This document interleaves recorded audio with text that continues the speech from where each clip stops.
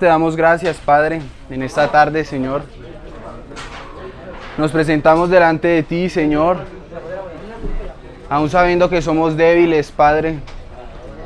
Y es por eso que venimos ante ti, Señor, porque te necesitamos, Dios. Porque queremos vivir para ti, Señor, porque queremos conocerte cada día, Dios. En medio de estos tiempos tan difíciles, Señor, en medio de nuestra vida, Señor. Ayúdanos, Dios, a conocerte, a vivir, Dios, una vida conforme a tu voluntad, Dios amado. Y te agradecemos, Señor, porque a pesar de que tu pueblo pecó, Señor, a pesar de que nosotros pecamos, Señor, tú has sido fiel para cumplir tu pacto, Señor, enviando a tu Hijo Jesucristo, Señor, a morir por nuestros pecados, Dios. Toda la gloria es para ti, Señor. Ayúdanos a entender que Jesús es el Cristo y que creyendo en Él tenemos vida. Te lo pedimos, Señor. En el nombre de Jesús. Amén y amén. Amén.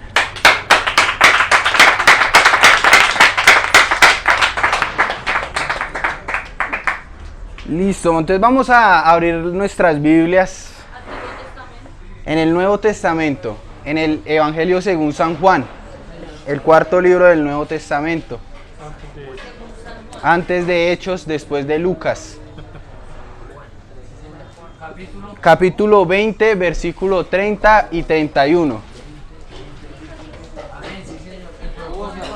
Amén. Así es, el propósito del libro. Capítulo 20, versículo 30. Y vamos a leer el versículo 30 y 31, los dos. Amén. Todos amén. Entonces dice este texto, versículo 30 y 31. San Juan, capítulo 20, versículo 30 y 31. Dice de la siguiente manera: hizo además Jesús muchas otras señales en presencia de sus discípulos, las cuales no están escritas en este libro, pero estas se han escrito ¿para qué? Para que creáis que Jesús es ¿quién? El Cristo. ¿Qué es Cristo? Nosotros lo hemos hablado, ¿cierto? ¿Qué significa Cristo? Cristo significa ungido. El ungido. Ungido. En el Antiguo Testamento ungían a tres tipos de personas, que eso ya lo hemos hablado. A los profetas, a los reyes y a los sacerdotes. Entonces este texto nos está diciendo que todas estas cosas, todas las cosas que hizo Jesús se han escrito solamente para una cosa, para que creamos que Jesús es Cristo y para que creyendo tengamos vida en su nombre. Pero ¿qué debemos creer? Que Jesús es el Cristo. Desde el principio se nos muestra una cosa, se nos muestra algo que conocemos como el problema fundamental.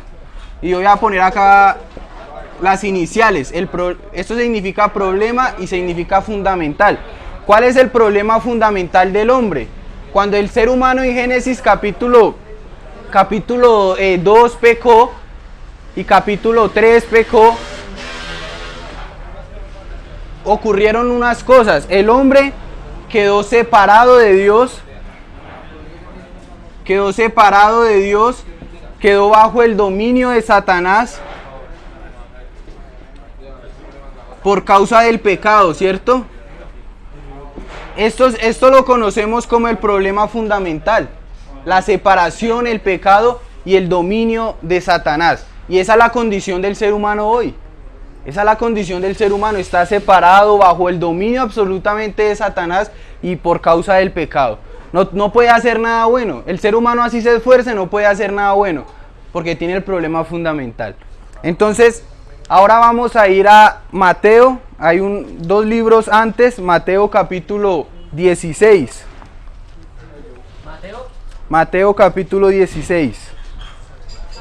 San Mateo. Cuando lo tengan todos dicen amén. 16, vamos a leer desde el versículo 3 en adelante. una preguntita, ¿cómo es el título de la dirección de mi vida? La dirección de mi vida. Mateo capítulo 16, versículo 13 en adelante. Vamos a leer.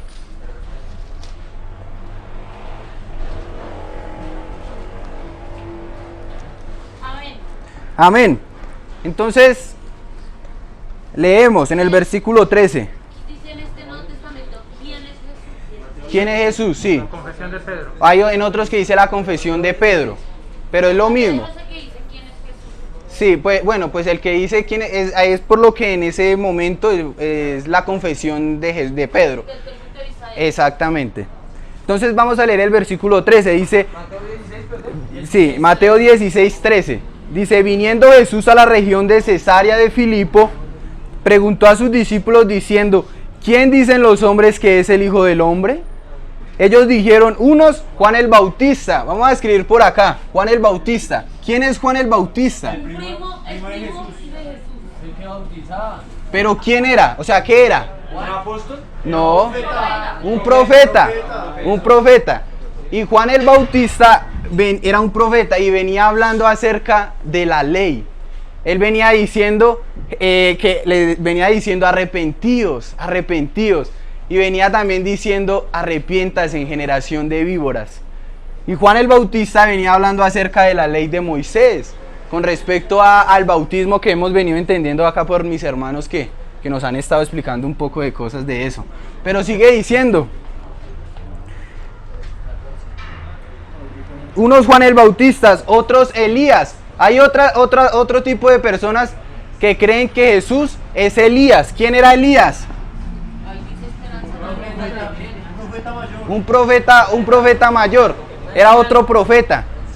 Si una cosa fue conocido Elías, por muchas cosas fue conocido Elías, pero si fue por algo que fue conocido Elías fue porque hizo muchos milagros. Él oraba y paraba la lluvia, y volvía a orar y volvía a llover. Él fue el que peleó con los estos de Con los falsos profetas, algo con los así. sacerdotes. Sí, exactamente. Porque lloviera durante unos días A ver quién era el Dios verdadero. Exactamente. Y ahí también, en ese evento también se nos muestra a Cristo, pero eso lo vamos a ver más adelante, de pronto en otra clase. Pero hay bueno, acá hay un problema, que hay otro tipo de personas que creen que Jesús viene a hacer puros milagros, como Elías. Y Jesús hizo muchos milagros, sí, cierto que sí, bastantes, pero a eso fue lo que vino a hacer Jesús. ¿Él vino a qué? A perdonarnos dando salvación. Él vino a cumplir el propósito. el propósito, Él vino a cumplir el oficio como Cristo. Él vino a ser el Cristo. Entonces Jesús no vino solamente a hacer muchos milagros. Pero el problema es que hay gente que piensa que Jesús viene a hacer solo milagros. Entonces seguimos leyendo. Y hay otro grupo de personas que dicen que Él es Jeremías. ¿Quién era Jeremías? Otro profeta. Otro profeta. Entonces, ese grupo de personas que creen que Jesús es Jeremías fue porque Jeremías fue un profeta que fue muy dado a la gente. Él fue muy dado a la necesidad del pobre, de la viuda, del desamparado. A él se le conoce como el profeta llorón, porque hacía muchas buenas obras. Y él también escribió el libro de Lamentaciones, porque él se conoce mucho por ser muy buena persona con el prójimo. Y refleja el corazón de Dios. Pero el problema es que la gente piensa que Jesús viene a hacer un movimiento solo basado en buenas obras. Entonces en este momento ya tenemos tres grupos de personas. La gente cree en Jesús, sí, pero hay unos que dicen que Jesús es Juan el Bautista. Hay unos que creen en Jesús pero enfatizan en la ley. Hay otros que creen en Jesús pero enfatizan en el misticismo. En el misticismo, que piensan que Jesús vino a hacer solo milagros. Y hay otros que creen en Jesús, claro, pero creen que Jesús viene solo a hacer buenas obras. Y Jesús les dice, sigue diciendo, en el versículo 14, en el versículo 15, dice Jesús no les dijo, bueno, está bien o está mal. Jesús les dice, bueno, a ellos déjelos a un lado. ¿Y ustedes quién dicen que soy yo? Ya en el versículo 15 Jesús les dice, ¿Y vosotros quién decís que soy yo? Entonces en el versículo 16 responde Simón Pedro y dijo, tú eres el Cristo, el Hijo del Dios viviente. Pedro está diciendo, Señor, tú no eres Jeremías, tú no eres Juan el Bautista, tú no eres Elías, tú eres el Cristo. Tú no vienes solo a hablar de la ley, tú no vienes solo a hacer buenas obras, tú no vienes solo a hacer puros milagros, tú eres el Cristo, tú vienes a solucionar el problema fundamental del hombre. Separado, Satanás y pecado.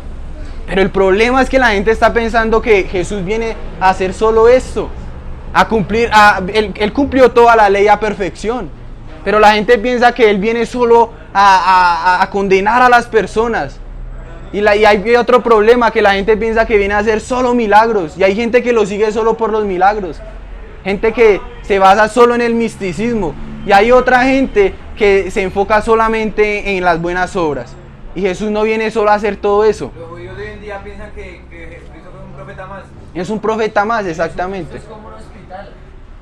Que solo van a buscarlo cuando están enfermos. Exactamente.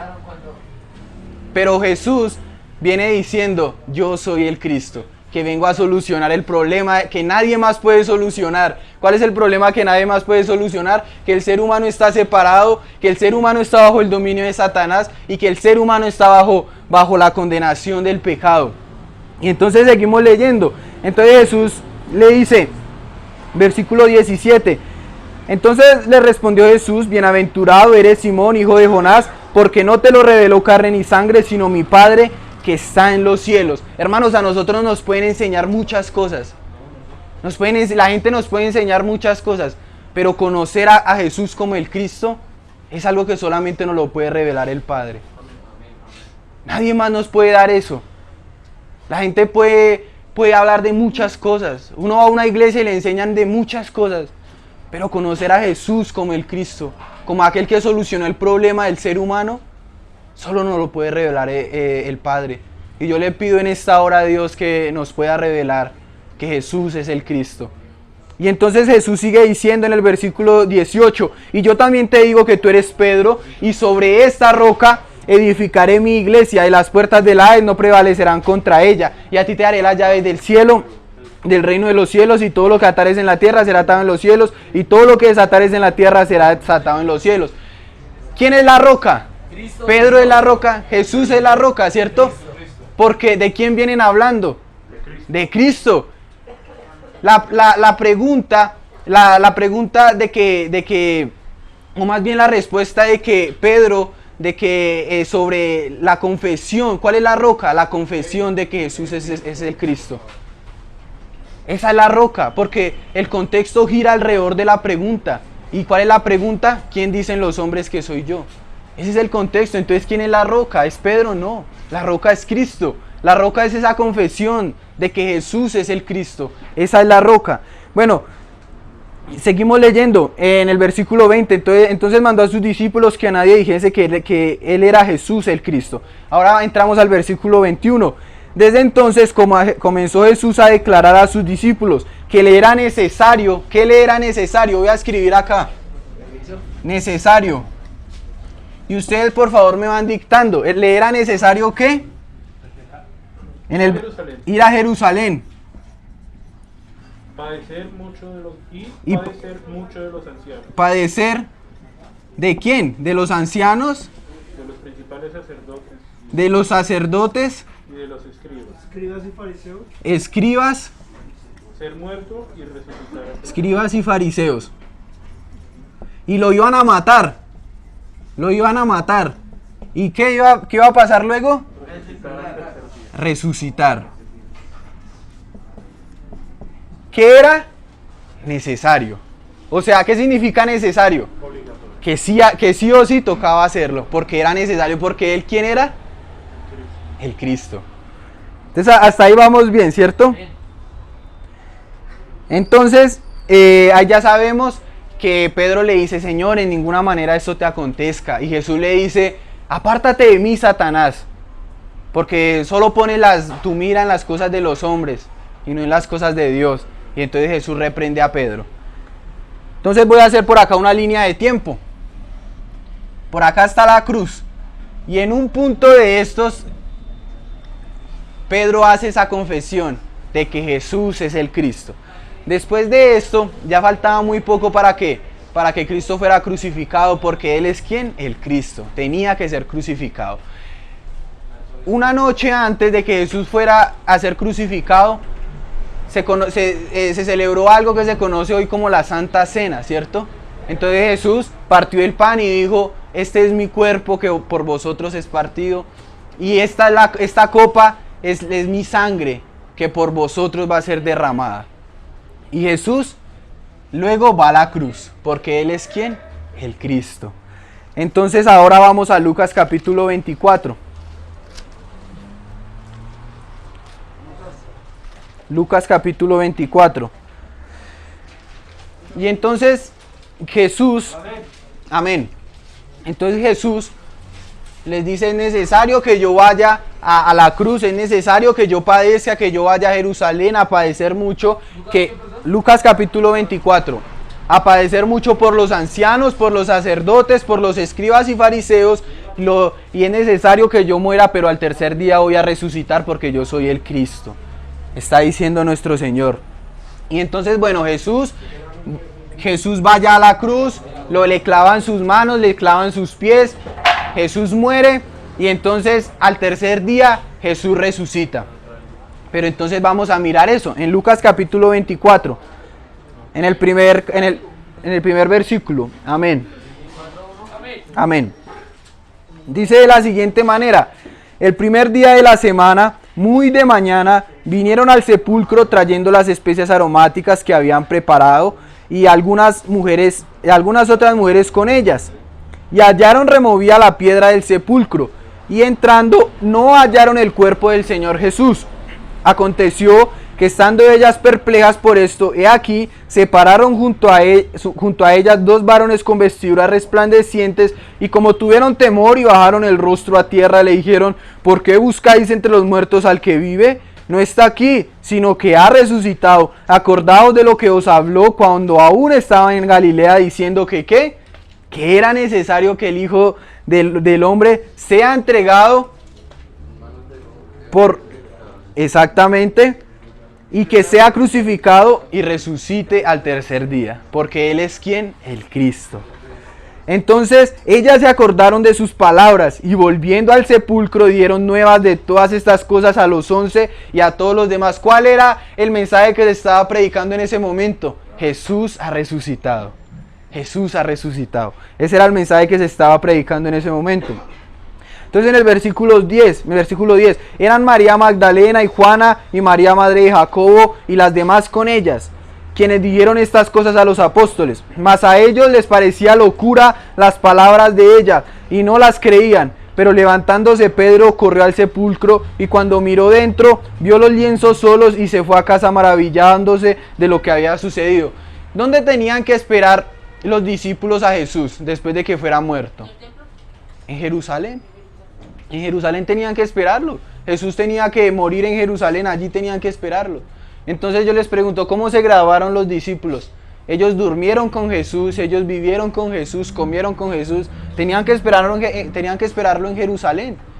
¿Cómo creen que se graduaron ellos después de estar todo el tiempo que estuvieron en el ministerio de Jesús? ¿Cuando lo vieron?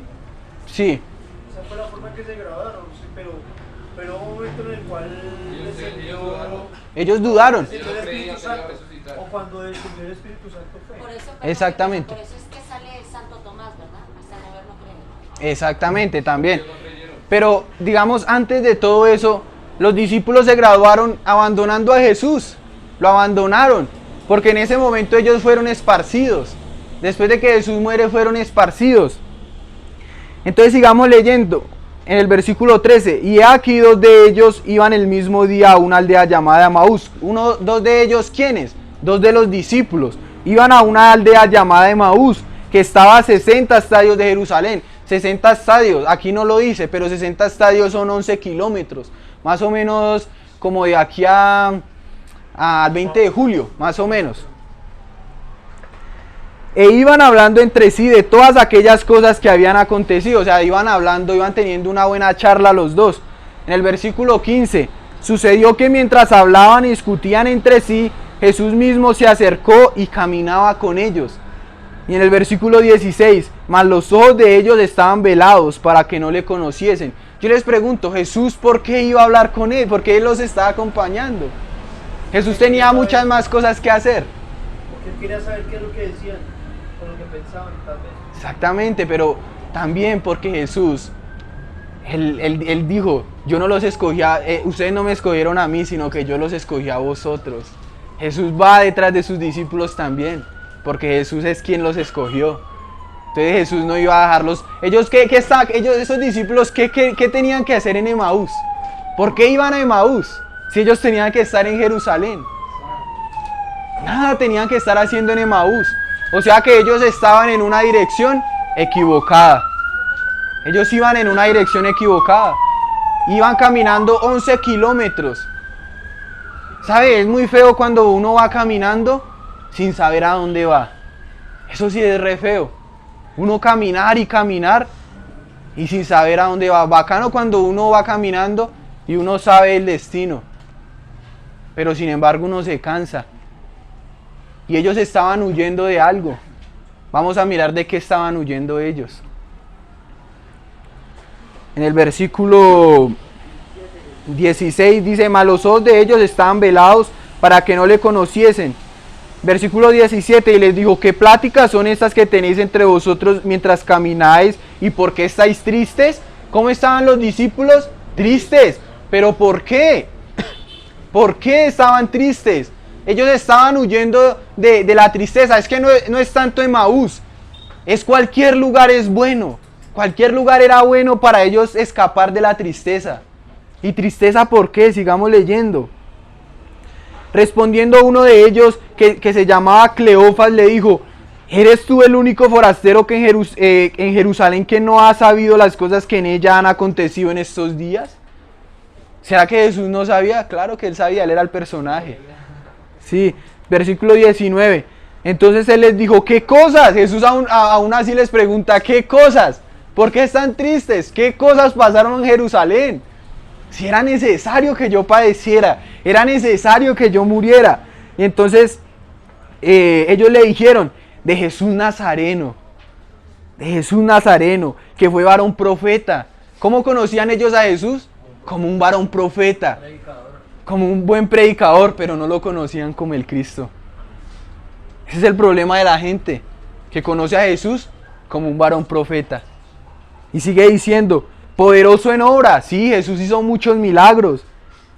Y poderoso en palabras, sí, Jesús hablaba muy bonito. Pero lo estaban conociendo de manera incorrecta.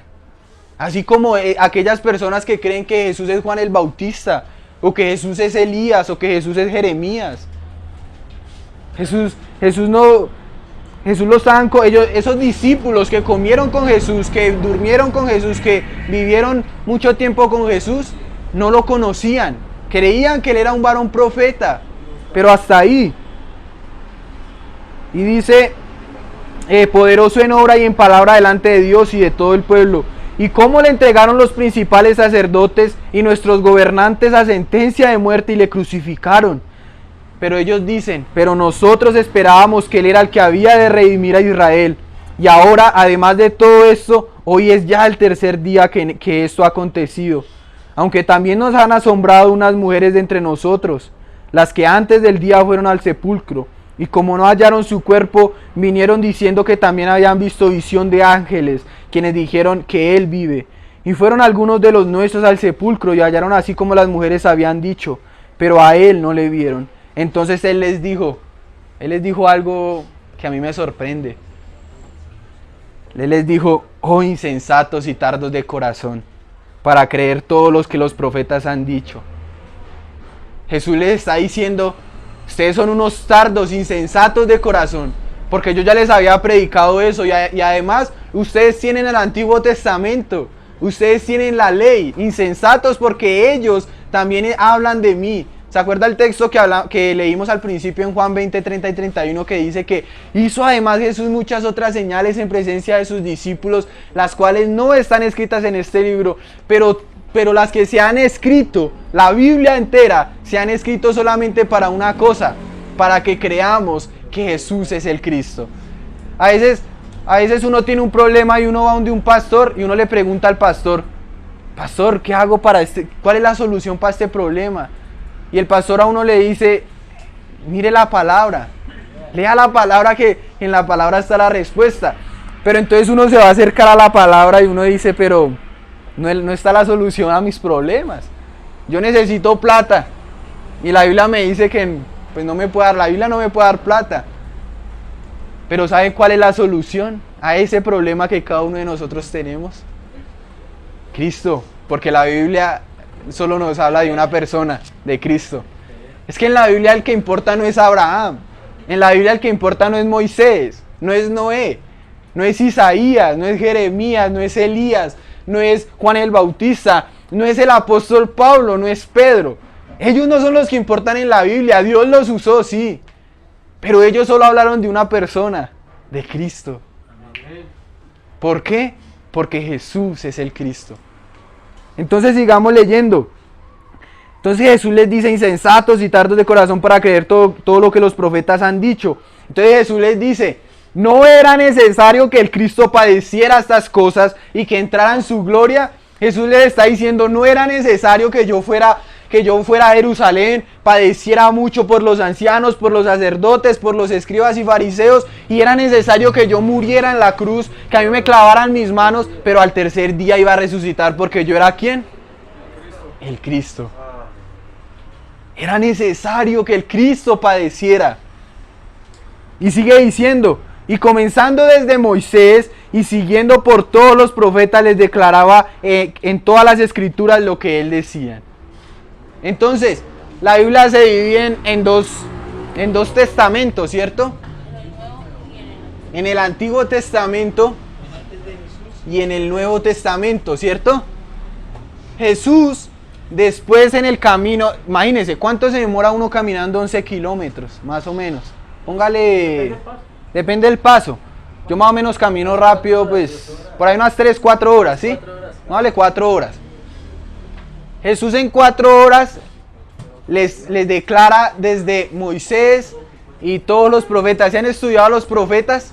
¿Se han estudiado lo que es el Pentateuco? Ustedes, Génesis, Éxodo, Levítico, Números y Deuteronomio. Y los profetas y los libros históricos y todos. Jesús les declaraba desde Génesis hasta Malaquías todo lo que ellos dijeron de él. Es que no es el Éxodo apunta a Cristo.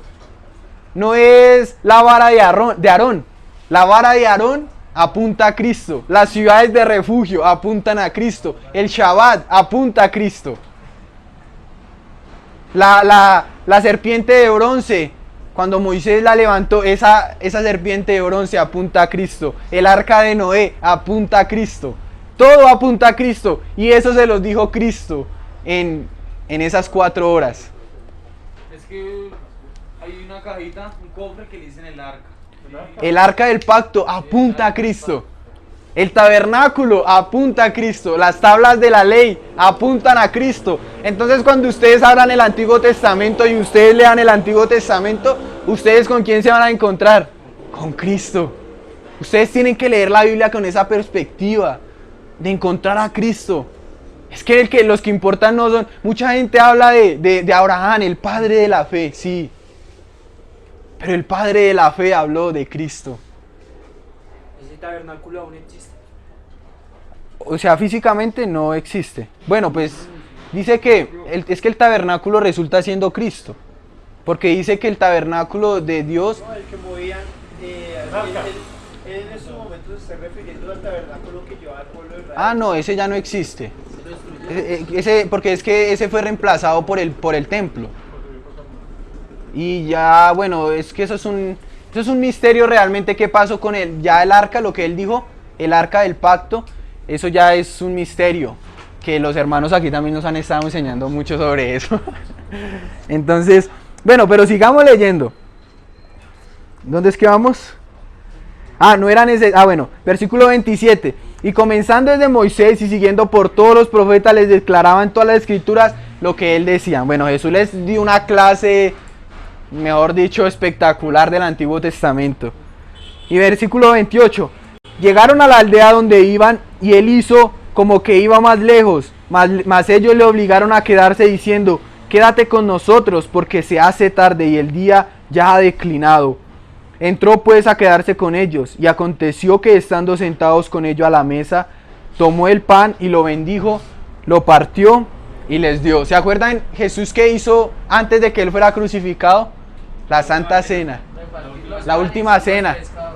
No, la última cena. Que él partió el pan y le dijo, coman porque este es mi cuerpo que por vosotros es partido. Y toma porque esta es mi sangre que por vosotros va a ser derramada. Y entonces Jesús hace eso mismo con ellos.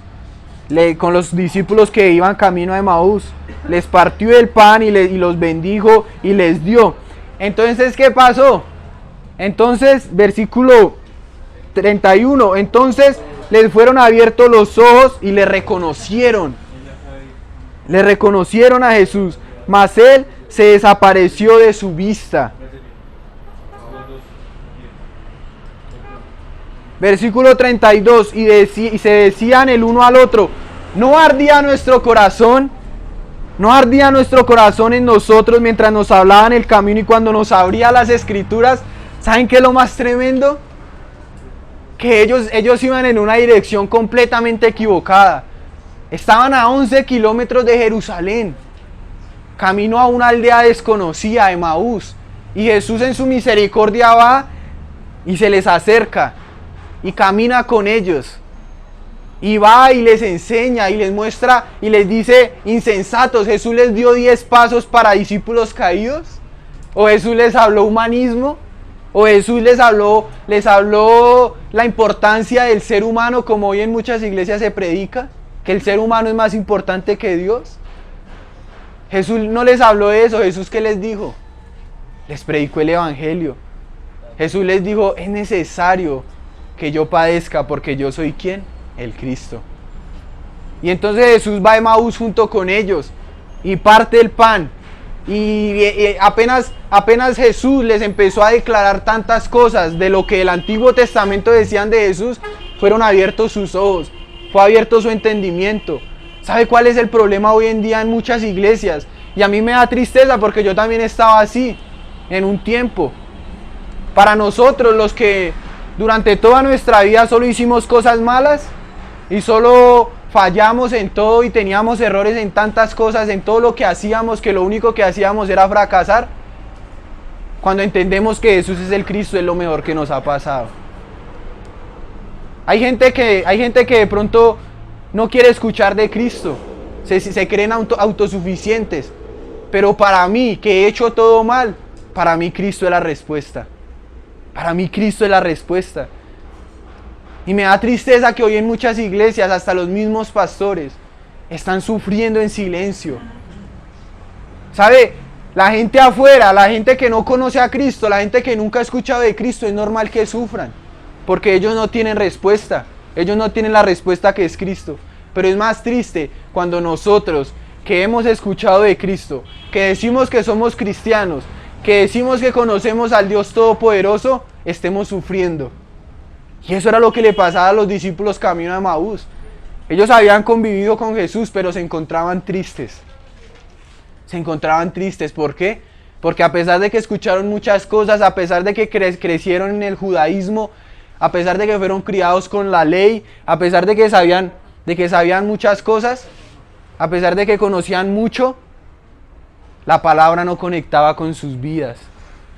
Y eso me pasaba a mí. Yo crecí en una familia cristiana y durante toda la vida a mí me fueron enseñando la Biblia. Pero resulta que cuando yo llegué a mi adolescencia, pasaba algo. Yo no sabía quién era. ¿Por qué? Porque la palabra no conectaba con mi vida. Y entonces ahí fue cuando empezaron los problemas. Ahí fue cuando llegó el pecado, cuando llegó muchas cosas. Porque la palabra no conectaba con mi vida. Y así está mucha gente hoy en día. La gente puede conocer a Cristo, puede decir yo conozco a Cristo, la gente lleva toda la vida en una iglesia, pero la palabra no conecta con sus vidas, porque no saben quién es Jesús. No han entendido que Jesús es el Cristo, ¿Y sabe por qué nosotros predicamos que Jesús es el Cristo? Porque ese fue el mensaje que Jesús le habló a la mujer samaritana. Yo soy el Cristo quien habla con usted. Ese fue el mensaje que Pedro predicó en Hechos capítulo 2. Jesús es el Cristo. Ese es el mensaje que el apóstol Pablo entraba a predicar a las sinagogas. Jesús es el Cristo. Ese fue el mensaje que Priscila y Aquila le predicó a Apolos. Jesús es el Cristo. Jesús es el Cristo. Cuando nosotros entendemos que Jesús es el Cristo, entonces nuestra vida cambia. Como les decía, yo duré toda mi vida en el cristianismo, pero fue hasta hace poco que yo entendí, leyendo este pasaje, porque también me lo predicaron, fue cuando yo entendí que Jesús es el Cristo. Y entonces mi vida cambió.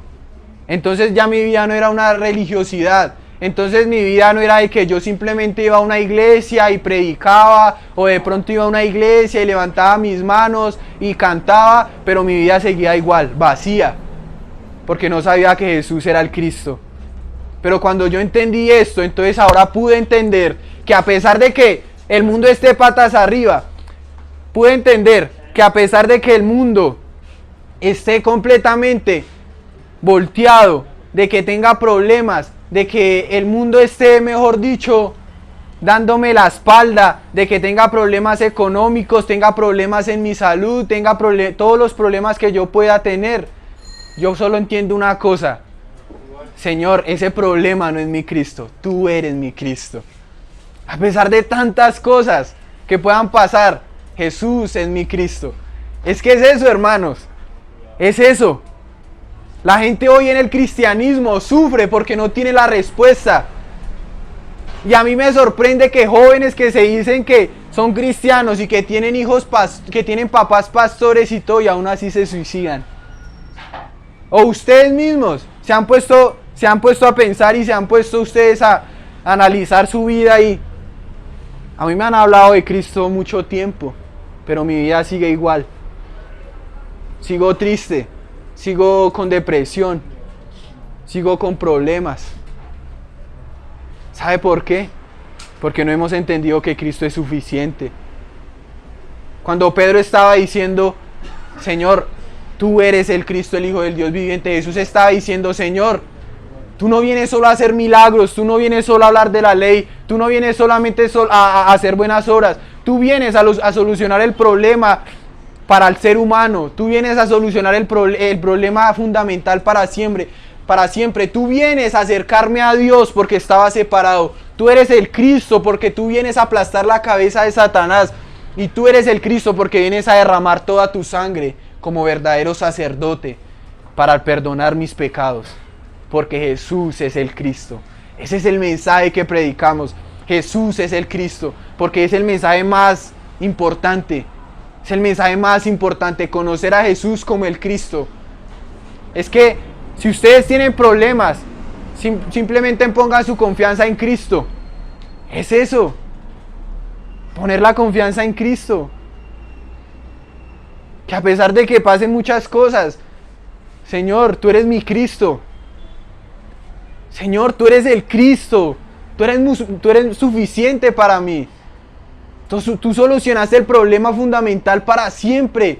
Ya no estoy bajo la condenación de Satanás, ya no estoy bajo la condenación del pecado. Ahora ya no vivo yo, más Cristo vive en mí. Y entonces nuestra vida empieza a tener respuesta. Cuando ustedes oren, entonces su vida va a empezar a tener una respuesta en oración. Pero ¿sabe cuál es el problema también? Que la gente ora y no sabe a quién le está orando. La gente ora y no sabe orar, porque simplemente oran y dicen, Señor, necesito esto y necesito lo otro, en vez de decir, Señor, gracias porque eres el verdadero sacerdote que ha derramado toda su sangre para perdonar mis pecados. Señor, gracias porque tú eres el verdadero rey, porque aplastaste la cabeza de Satanás. Señor, gracias porque tú eres el profeta que abrió el camino para acercarme al Padre. Cuando usted haga esa oración, entonces su vida va a empezar a cambiar. Cuando usted crea realmente que Jesús es el Cristo, su vida va a empezar a cambiar. Porque esa es la respuesta que Dios nos ha dado. La respuesta de Dios a nuestras vidas no es tener un carro. La respuesta de Dios a nuestras vidas no es tener una buena familia, no. La respuesta de Dios a nuestra vida no es tener una buena casa, no es tener el mejor bienestar en esta tierra, no. La respuesta de Dios para nuestra vida es que aun cuando éramos pecadores, aun cuando somos débiles, Cristo murió por nosotros. Esa es la respuesta, que Jesús es suficiente. Cuando ustedes tengan problemas, crean que no existe un mayor problema que este, el estar separado de Dios. ¿Sí sabían que esa es la condenación más grande? ¿Sí sabían que el infierno, mucha gente dice que el infierno, y bueno, sí, en el infierno está Satanás y todo eso, y el infierno van a ir los que no creyeron en Cristo, y van a sufrir, pero ese sufrimiento allá en el lago de fuego y todo eso no es lo más duro. Lo más duro es estar una eternidad separado de Dios. Eso sí es un castigo. Y se lo digo yo porque, a pesar de que, como les digo, yo nací en una familia cristiana, pero el hecho de que yo estuviera en una iglesia no quiere decir que yo estuviera con Dios. Yo podía predicar de Cristo, pero Cristo estaba lejos de mí, porque no lo conocía. Y estar lejos de Dios es feo, porque uno se esfuerza y se esfuerza y se esfuerza y uno lucha y hace muchas cosas, pero siempre fracasa. Porque una vida sin Cristo, una vida separada de Dios, es una vida miserable. Eso es así. No hay más respuesta. Una vida separada de Dios es una vida miserable. Por eso es que la respuesta más grande para nuestras vidas es Cristo. Es entender que Jesús es el Cristo. Si usted está así en esta tarde, si usted está así en su vida, si usted está como los discípulos de Emaús, en una dirección equivocada, por eso la prédica se llamaba la dirección de mi vida. ¿Cuál es la dirección de mi vida? Que Jesús es el Cristo, eso es. Esa es la dirección de mi vida. Yo le preguntaba a unos primos hace poco y yo les decía, ¿usted le encuentra sentido a su vida? Y ellos también tienen problemas con las drogas. Y él me decía, no, pues el sentido de mi vida, y se quedaba pensando y no me decía nada. Y yo, no, su vida no tiene sentido. Y yo le pregunto a usted, póngase a pensar si su vida tiene sentido. Y si su vida no tiene, si usted llega al entendimiento de que su vida no tiene sentido, es porque necesita a Cristo. Si ustedes me preguntan a mí que si mi vida tiene sentido, yo les digo que sí. Yo les digo que sí, ¿sabe por qué? Porque a mí no me importa qué pueda estar pasando en estos momentos. A mí no me importa qué pasa a la hora de salir a la calle. A mí no me importa qué pueda pasar en mi vida, si tengo plata o no tengo plata.